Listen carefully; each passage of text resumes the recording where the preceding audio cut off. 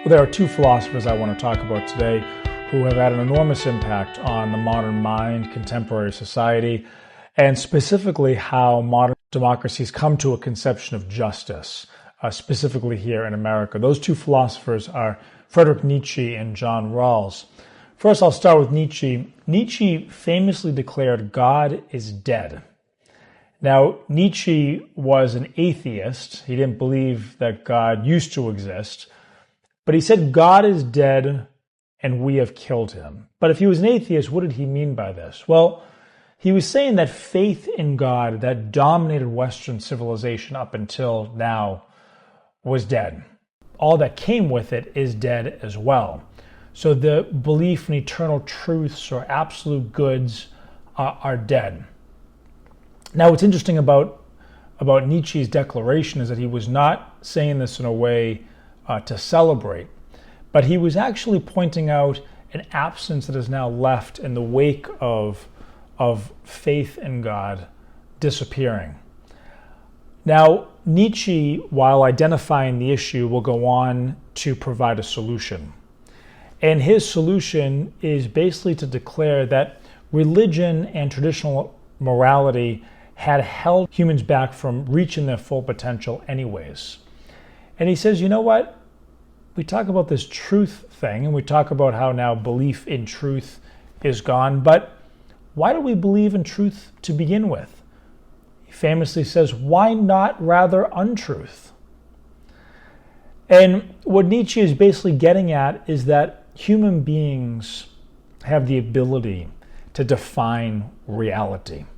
Now freed from the shackles of religion and traditional morality, human beings now can reach their full potential and create good and evil, the categories of good and evil and what that means, and better yet, go beyond these narrowing confines of good and evil. And so the solution for him is the will to power, self-determination.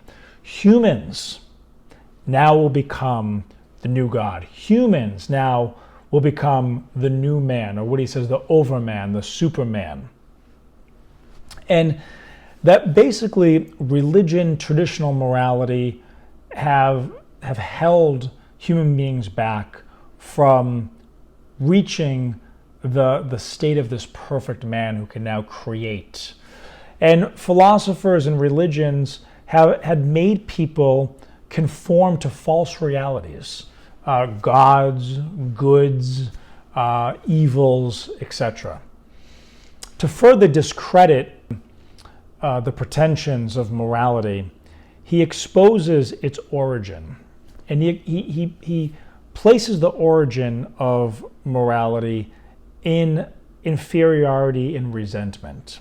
And basically what Nietzsche claims is that this morality is a slave morality.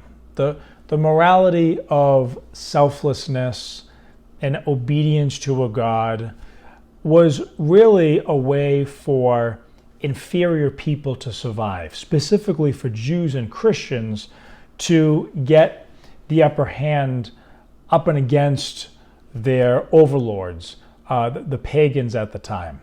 And so basically what Jews and Christians did was that they defined their state as morally superior. The last shall be first, the first shall be last. It's the weak and the inferior that are the superior in society. And basically Nietzsche says that these were unnatural ideas such as justice and equality and the common good and kindness and compassion.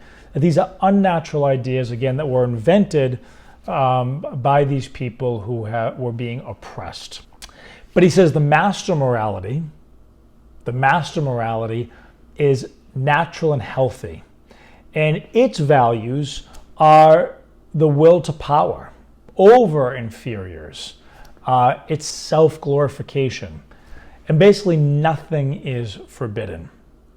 Now freed from religion, now freed from traditional morality, one now is free to pursue the master morality, where nothing is forbidden, where we can finally give in to all of these things that had unnaturally been forbidden And finally, we'll be able to become this Oberman, this Superman, and finally reach our potential as human beings. So, again, now that God is dead, there is a void. But for Nietzsche, there's an incredible opportunity. And the incredible opportunity is that once and for all, human beings are freed from the shackles of traditional morality and traditional religion, and now history's purpose can be attained. That is, that human beings can become the Superman, human beings can become the new God. And that in doing so, they can move beyond, he famously says, they can move beyond limiting conceptions of good and evil and pursue power. One last interesting thing about Nietzsche. Power for Nietzsche is not a means to another end. It's the whole meaning of life. And so you can do anything with that power, and you can now do anything because you have that power. So power becomes the greatest good in life. Not God, not virtue, but power. The next philosopher I want to talk about is John Rawls, 1921 to 2002. One of the most influential political thinkers of the 20th century, specifically here in America. John Rawls, very much like Kant, is trying to, in some way, pick up the pieces of the modern project's declaration that there is no absolute good, that there is no purpose or telos to human life. Kant tried to create an ethics apart from a conception of a good, a purpose to human beings. John Rawls is trying to do the same thing, but in the political arena. He's asking, what is justice? And he's trying to do this, again, apart from a conception of the good or some conception of the purpose of human life that we can no longer agree on. And so what is a conception of justice or a definition of justice that we can come to that we can all be expected to agree on? And in order to do that, this conception of justice cannot come from some philosophical school of thought, and certainly cannot come from some religion, because there is such a plurality of beliefs in the modern world now that we could never come to that sort of agreement. So let's find a way to come to a definition of justice apart from the specific philosophical or religious doctrines. And so in order to do this, John Rawls is going to come up with a thought experiment. And the thought experiment is, okay, let's go to the original position, is what he names it. And in the original position, behind what he calls a veil of ignorance, we're in a situation in which we are ignorant of our status in society. We don't know what advantages or disadvantages we have.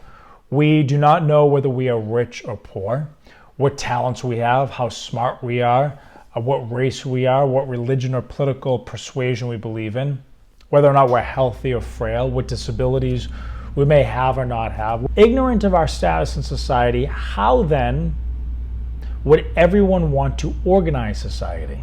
Rawls concludes that everyone would want to organize society in such a way that would be to the advantage of the least off members, because you could be one of them. You don't know where you would stand in society. And so he defines justice as fairness. And there are two principles of justice that emerge. The first is to provide basic liberties for all citizens, such as freedom of speech, etc. Okay.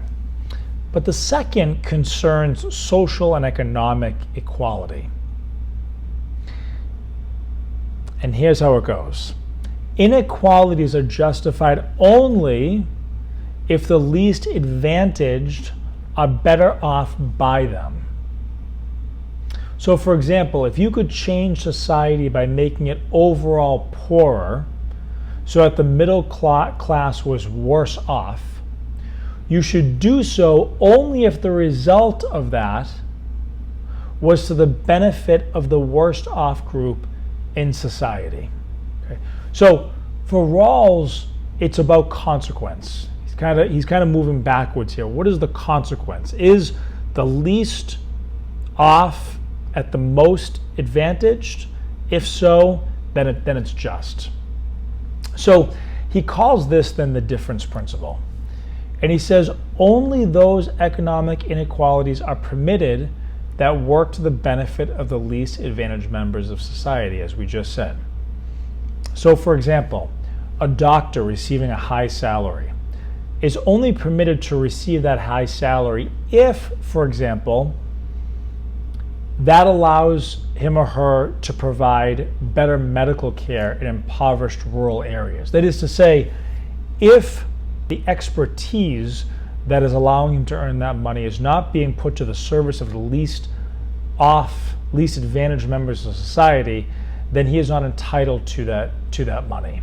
So for Rawls, there is no then ultimate good, that we can rally around and define justice.